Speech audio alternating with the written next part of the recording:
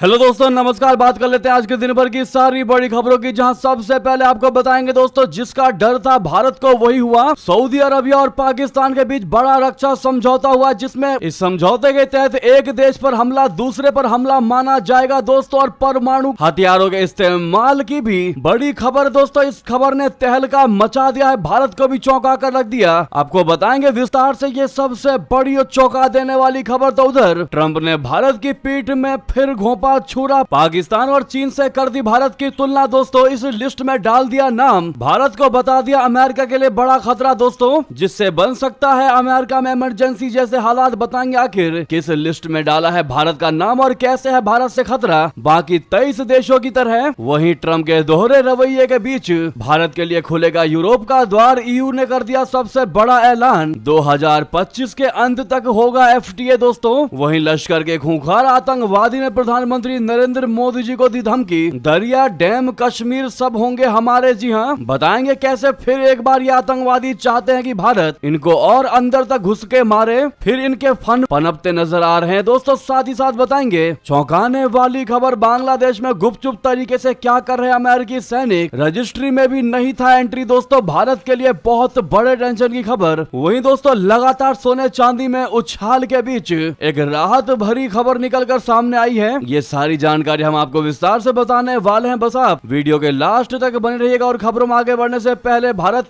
की बढ़ती साख और भारत के स्वतंत्र नीति का दिल से समर्थन करते तो वीडियो को लाइक करके, चैनल को सब्सक्राइब करके, बेल आइकन दबा के कमेंट में जय हिंद अवश्य कह लीजिएगा। बात कर लेते हैं पहली सबसे बड़ी खबर की, जहां अभी हाल ही में दोस्तों सऊदी अरब के क्राउन प्रिंस मोहम्मद बिन सलमान बोले तो MBS और पाकिस्तानी प्रधानमंत्री शहबाज शरीफ ने बुधवार को एक रक्षा समझौते पर साइन किया। इस समझौते के तहत एक देश पर हमला दूसरे पर हमला माना जाएगा। सऊदी प्रेस एजेंसी के मुताबिक दोनों देशों ने एक जॉइंट स्टेटमेंट में कहा है कि यह समझौता दोनों देशों की सुरक्षा बढ़ाने और विश्व में शांति स्थापित करने की प्रतिबद्धता को दिखाता है। इस समझौते के तहत दोनों देशों के बीच डिफेंस कॉरपोरेशन भी डेवलप किया जाएगा। सऊदी अरब की राजधानी रियाद के यमामा पैलेस में हुई इस बैठक में MBS और शहबाज शरीफ ने कई अलग अलग मुद्दों पर चर्चा की। दोनों नेताओं ने क्षेत्रीय और अंतर्राष्ट्रीय मुद्दों पर भी बात की। एक सीनियर सऊदी अधिकारी ने नाम न बताने के शर्त पर रॉयटर्स न्यूज एजेंसी को बताया कि इस समझौते के तहत हर तरह का मिलिट्री सहयोग किया जाएगा। वहीं जब दोस्तों उनसे पूछा गया कि क्या इसमें आवश्यकता पड़ने पर पाकिस्तान के परमाणु हथियारों का भी इस्तेमाल शामिल है, तो उसने कहा कि हाँ, इसमें परमाणु हथियारों के इस्तेमाल की भी बात कही गई है। दोस्तों आपको बता दें, शहबाज शरीफ के साथ पाकिस्तानी सेना प्रमुख आसिम मुनीर, उप प्रधानमंत्री इशाक डार, रक्षा मंत्री ख्वाजा आसिफ, वित्त मंत्री मोहम्मद औरंगजेब और हाई लेवल डेलीगेशन सऊदी पहुंचा है। जिस वक्त इस रक्षा समझौते पर सिग्नेचर किए जा रहे थे, तब पाकिस्तानी सेना प्रमुख आसिम मुनीर भी वहां मौजूद थे। एक अधिकारी ने रॉयटर्स को बताया कि यह समझौता किसी खास देश या घटना के खिलाफ नहीं हुआ है, बल्कि दोनों देशों के बीच लंबे समय तक चलने वाले गहरे सहयोग का आधिकारिक रूप है। दोस्तों आपको याद होगा अभी हाल ही में पाकिस्तान ने नाटो जैसी फोर्स बनाने का सुझाव दिया था। इजराइल ने 9 सितंबर कतर की राजधानी दोहा में हमास चील खलील अल हय्या को निशाना बनाकर हमला किया था। इस हमले में अल हय्या बच तो गया था, लेकिन 6 अन्य लोगों की मौत हो गई थी। इसके बाद 14 सितंबर को दोहा में मुस्लिम देशों के कई नेता इजराइल के खिलाफ एक खास बैठक के लिए इकट्ठा हुए थे। यहाँ पाकिस्तान ने सभी इस्लामी देशों को नाटो जैसी जॉइंट फोर्स बनाने का सुझाव दिया था। पाकिस्तान के उप प्रधानमंत्री मोहम्मद इशाक डार ने एक जॉइंट डिफेंस फोर्स बनाने की संभावना का जिक्र करते हुए कहा था कि न्यूक्लियर पावर पाकिस्तान इस्लामिक समुदाय यानी उम्मा के साथ अपनी जिम्मेदारी निभाएगा। जी हाँ, वहीं अफगानिस्तान और इराक में अमेरिका के राजदूत रह चुके जलमय खलील जाद ने भी इस समझौते पर बयान दिया। उन्होंने कहा कि यह समझौता हालांकि औपचारिक संधि नहीं है, लेकिन इसकी गंभीरता को देखते हुए ये एक बहुत बड़ी रणनीतिक साझेदारी मानी जा रही है। खलील जाद ने आगे कहा कि क्या यह समझौता कतर में इजराइल हमले के जवाब में किया गया है, या ये लंबे समय से चली आ रही अफवाहों की पुष्टि करता है कि सऊदी अरब पाकिस्तान के एटमी हथियार प्रोग्राम का अघोषित सहयोगी रहा है। खलीलजाद ने पूछा कि क्या इस समझौते में सीक्रेट क्लॉज हैं? अगर हाँ तो वे क्या है? क्या ये समझौता बताता है कि सऊदी अरब अब अमेरिका की सुरक्षा गारंटी पर पूरे तरीके से निर्भर नहीं रहना चाहता? उन्होंने बताया कि पाकिस्तान के पास परमाणु हथियार और ऐसे मिसाइल सिस्टम है जो पूरे मिडल ईस्ट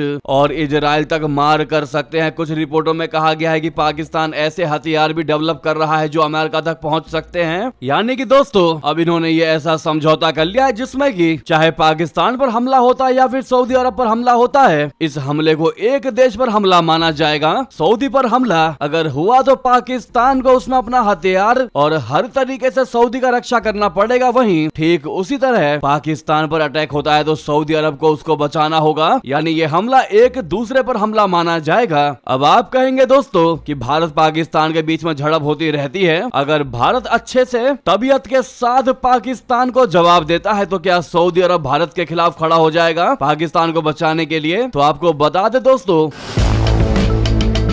सऊदी के मंत्री से मीडिया ने जब ये सवाल पूछा कि क्या आप पाकिस्तान को बचाने के लिए भारत के खिलाफ खड़े होंगे, तो दोस्तों सऊदी के मंत्री ने कहा है कि अभी हम इस समझौते को अंतिम फेज से एक स्टेप पहले रख रहे हैं, अभी इस पर बातचीत और करेंगे और मैं ये समझता हूँ कि भारत पाकिस्तान से बेहतर दोस्त हमारा बन सकता है और ये विचार हम भारत के साथ साझा करने की कोशिश करेंगे। अगर भारत इस समझौते पर मानता है तो इससे बेहतर हमारे लिए कुछ नहीं हो सकता। यानी कि दोस्तों कहीं ना कहीं सऊदी अरब जो है वो ये सेम टू सेम प्रस्ताव भारत के साथ साझा कर सकता है। ऐसी अटकलें लगाई जा रही हैं दोस्तों, लेकिन क्या लगता है आपको, क्या अपना भारत इसके लिए हामी भरेगा? क्या इस समझौते के तहत अपना भारत आगे मूव करेगा दोस्तों? क्योंकि अगर ऐसा होता है तो सऊदी को बचाने के लिए भारत को आगे आना पड़ेगा और ठीक भारत को बचाने सऊदी को। लेकिन इसका नेगेटिव इम्पैक्ट ये है कि फिर भारत कहीं ना कहीं बाध्य हो जाएगा, जो कि भारत कभी नहीं होना चाहता। ऐसे बहुत से ऑफर आए हैं भारत को,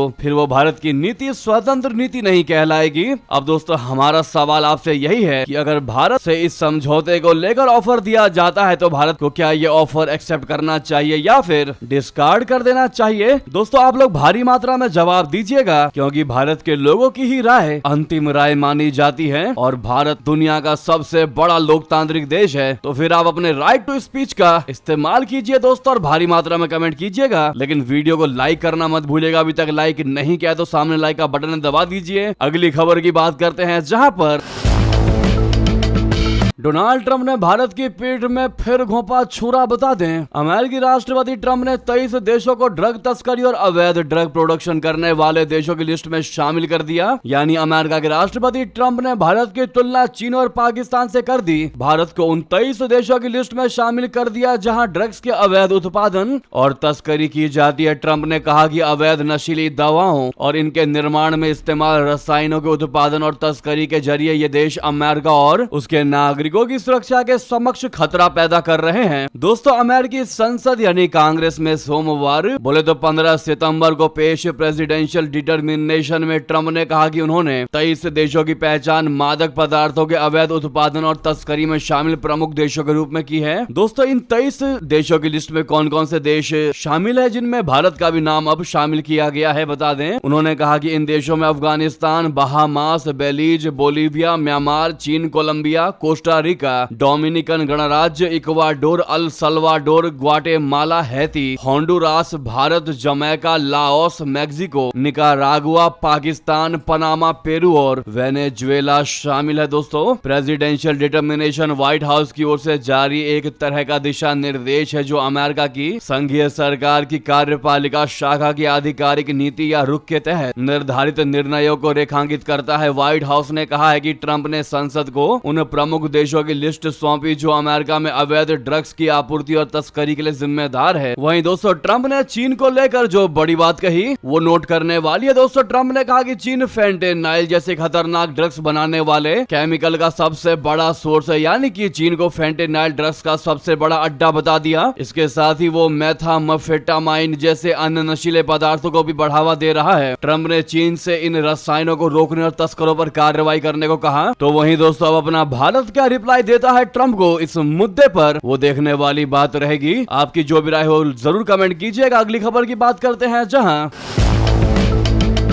इधर भारत के लिए खुलेगा यूरोप का द्वार, यूरोपीय संघ का बड़ा ऐलान, भारत संघ रिश्तों को मिलेगी नई धार। इस साल के आखिर तक FTA की तैयारी बता दें। यूरोपीय संघ ने भारत के साथ साझेदारी को गहराई देने के लिए नई रणनीतिक EU भारत एजेंडा पेश किया है। यह पहल यूरोपीय आयोग और उच्च प्रतिनिधि द्वारा अपनाए गए संयुक्त संचार के तहत सामने आई। यूरोपीय आयोग के अध्यक्ष उर्सुला वॉन डेर लेयन ने कहा कि यूरोप पहले से ही भारत का सबसे बड़ा व्यापारिक साझेदार है और हम इस वर्ष के अंत तक अपने मुक्त व्यापार समझौते यानी FTA को अंतिम रूप देने के लिए प्रतिबद्ध हैं। यूरोप व्यापार के लिए खुला है, हम भारत के साथ अपने साझा भविष्य में निवेश करने के लिए तैयार हैं। इस अवसर पर उर्सुला वॉन डेर लेयन ने कहा कि अब समय आ चुका है कि विश्वसनीय साझेदारों पर ध्यान केंद्रित किया जाए और साझा हितों तथा समान मूल्यों से प्रेरित साझेदारियों को दुगना किया जाए। अपने नई EU भारत रणनीति के साथ हम अपने संबंधों को अगले स्तर तक ले जा रहे हैं। दोस्तों, इस एजेंडे में किन किन मुद्दों पर मेनली फोकस रहने वाला है तो उसमें समृद्धि और स्थिरता,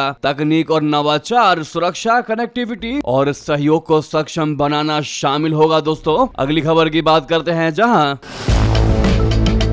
पहलगाम हमले के मास्टरमाइंड ने फिर उगला जहर, कह दिया इंशाल्लाह ये दरिया, डैम, कश्मीर सब हमारे होंगे। बता दें, पाकिस्तान आतंकवाद फैलाने के लिए दुनिया भर में कुख्यात है। लश्कर, जैश समेत तमाम खूंखार आतंकी संगठन पाकिस्तान में सरकार के साथ मिलकर आतंकवाद को बढ़ावा देते रहे हैं और ये कार्य सालों साल से चलता आ रहा है और इसीलिए पाकिस्तान का नाम आतंकिस्तान भी पड़ चुका है। अब ऐसे में इस बीच सोशल मीडिया पर एक वीडियो सामने आया है दोस्तों, जिसमें पहलगाम आतंकी हमले के मास्टर और लश्कर आतंकी सैफुल्लाह कसूरी ने पाक सरकार की पोल खोलते हुए कह दिया कि मुल्क के जिसे भारत ने ऑपरेशन सिंदूर के दौरान नष्ट कर दिया था उसे वहां की सरकार और सेना फिर से बनाने के लिए धन मुहैया करवा रही है। वीडियो में लश्कर के आतंकी सैफुल्लाह कसूरी ने भारत को गीदड़ भभकी देते हुए कह दिया है कि डैम और जम्मू कश्मीर हमारा होगा। दोस्तों, आतंकी सैफुल्लाह कसूरी ने वीडियो में कहा कि आज हम बहावलपुर में ऐलान करते हैं कि PM मोदी सुन ले और समाज को भी सुना दे कि वो वक्त करीब आने वाला है जब ये दरिया, डैम और सारा जम्मू कश्मीर भी हमारा होगा। जो भी हरकतें कर रहे हैं उसका खामियाजा भुगतना होगा। भारत ने पहलगाम आतंकी हमले के बाद पाकिस्तान को करारा जवाब देते हुए सिंधु जल संधि को रद्द कर दिया था, जिसके बाद से पाकिस्तान बूंद बूंद पानी के लिए तरस रहा है। दोस्तों, सिंधु जल संधि को रद्द किए जाने के बाद से ही पाकिस्तान भारत के सामने पत्र लिखकर इस पर रोक हटाने की बार बार मांग कर रहा है, लेकिन भारत ने साफ कर दिया है कि जब तक पाकिस्तान की ओर से आतंकवाद को दिया जाने वाला समर्थन बंद नहीं होगा तब तक यह संधि रद्द रहेगी। इसी नदी के जरिए पाकिस्तान की ज्यादातर जनसंख्या को पानी नसीब होता है और कई महीने से पानी बंद होने से वहां हालात खराब हो चुके हैं और इससे पहले भी पाकिस्तानी आर्मी चीफ आसिम मुनीर और PM शहबाज शरीफ इस मामले को लेकर गीदड़ भभकी दे चुके हैं। यानी कि दोस्तों, इस आतंकवादी ने भारत के प्रधानमंत्री नरेंद्र मोदी जी और भारत के नागरिकों को धमकाने की पूरी कोशिश की है और जताने की बताने की कोशिश किया कि वो वक्त करीब आने वाला है जब दरिया भी हमारा होगा, बांध भी हमारे होंगे, ये सारा जम्मू कश्मीर हमारा होगा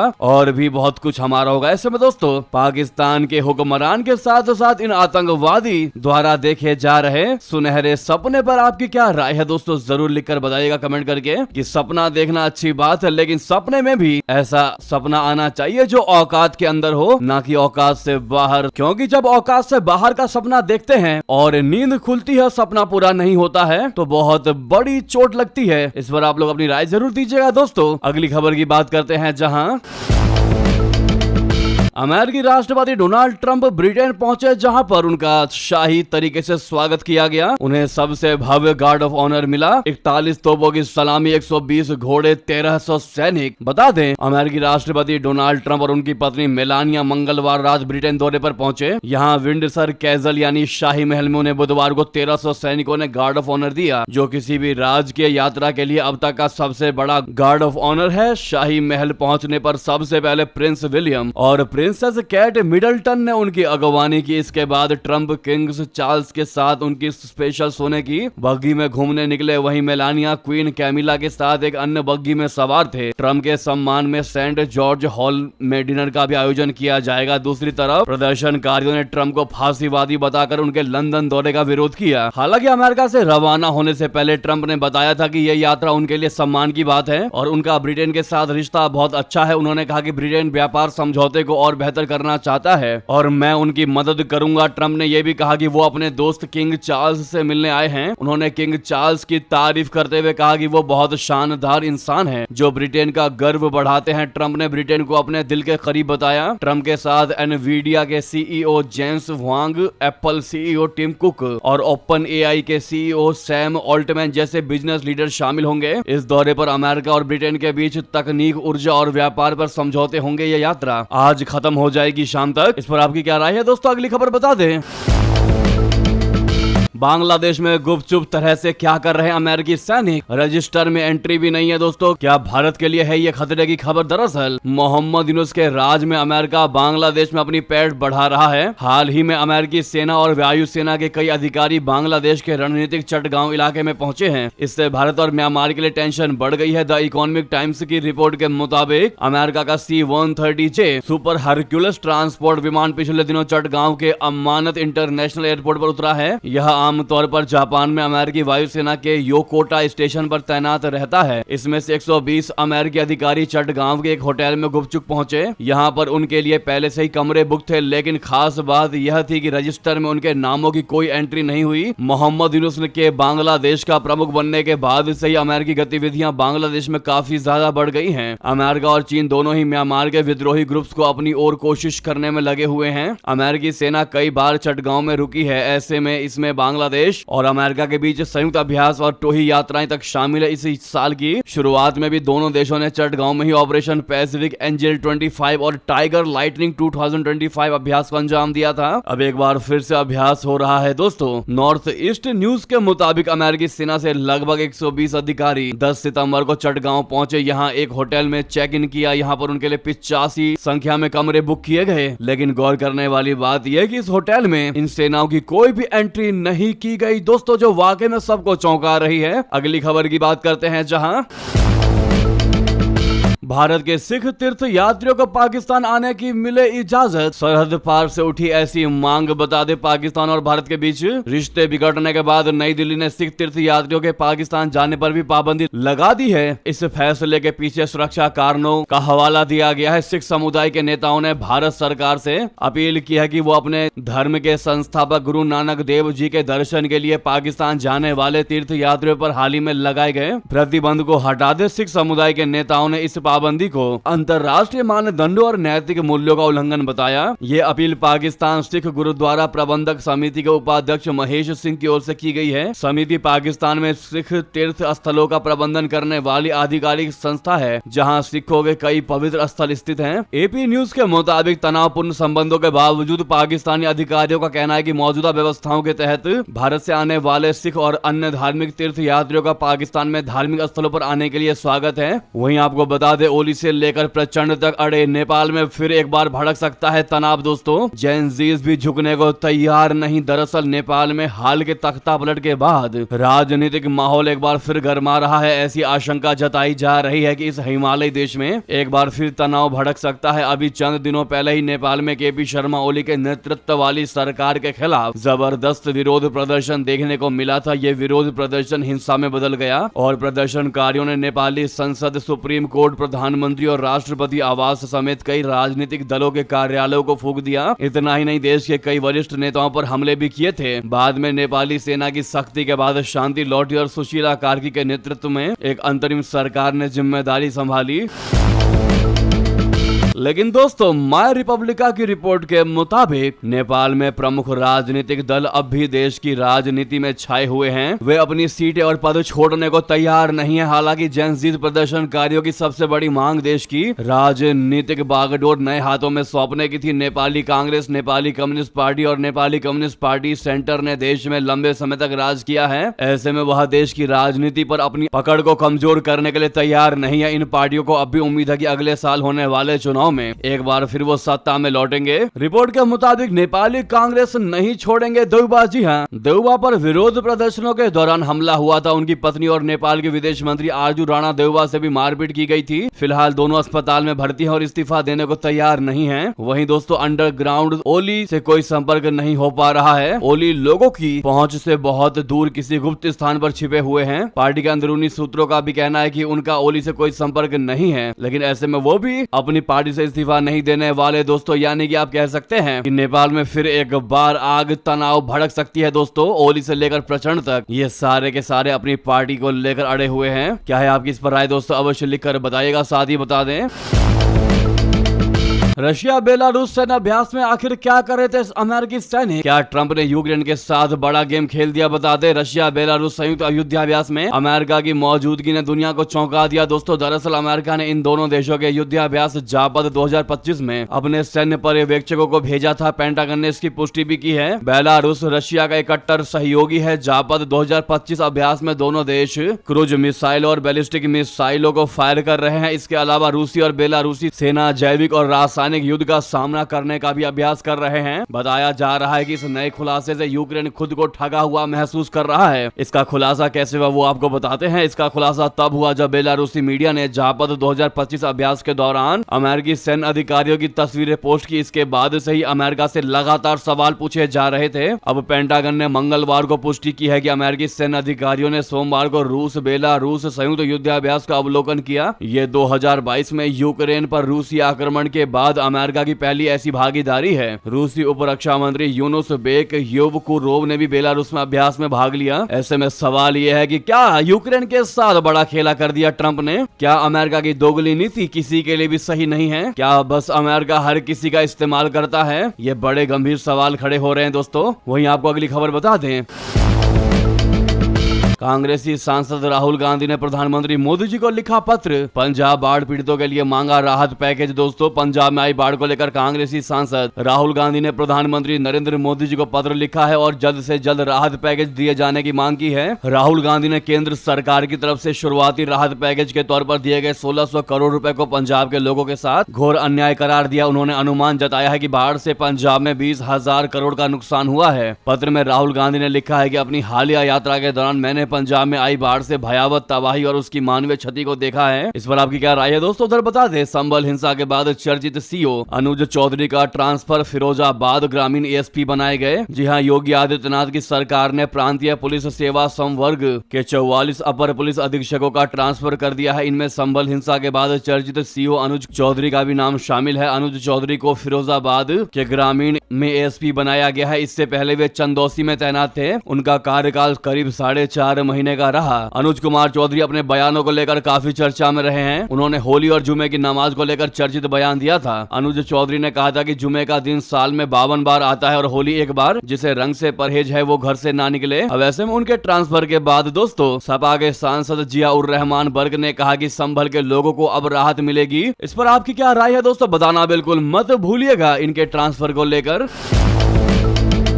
वहीं दोस्तों, सोने चांदी को लेकर थोड़ी सी खुशखबरी भरी खबर यह है कि देश में सोने चांदी के दाम थोड़े से घटे हैं। देश भर में त्योहारों के सीजन के बीच सोने की कीमतों में उतार चढ़ाव जारी है। बीते कुछ दिनों से जहां सोना लगातार महंगा होता जा रहा था, वहीं विश्वकर्मा पूजा के दिन लोगों को थोड़ी राहत मिली। सोने के दामों में भारी गिरावट दर्ज की गई। 24 कैरेट गोल्ड में 220 रुपए तक की कमी आई है, जिससे बाजार में हलचल देखी जा रही है। गुड रिटर्न्स की ताजा रिपोर्ट के मुताबिक सोने की कीमतों में 220 रुपए तक की कमी आई है। इससे पहले लगातार बढ़ते हुए दाम रिकॉर्ड स्तर पर पहुंच गए थे। हालांकि कहां पर कितना रेट है दोस्तों, आप स्क्रीन पर देख पा रहे होंगे। इसी बीच ये थी भी कि सारी बड़ी खबरें। आपको खबर कैसी लगी कमेंट में बताना बिल्कुल मत भूलिएगा। लगे हाथों इस वीडियो को लाइक करके, चैनल को सब्सक्राइब करके, बेल आइकन दबा के कमेंट में जय हिंद कह दीजिएगा। तो दोस्तों, मिलते हैं अगली बड़ी खबर में। यहां तक बने रहने के लिए आप सभी का बहुत बहुत धन्यवाद, बहुत बहुत आभार। जय हिंद, जय भारत।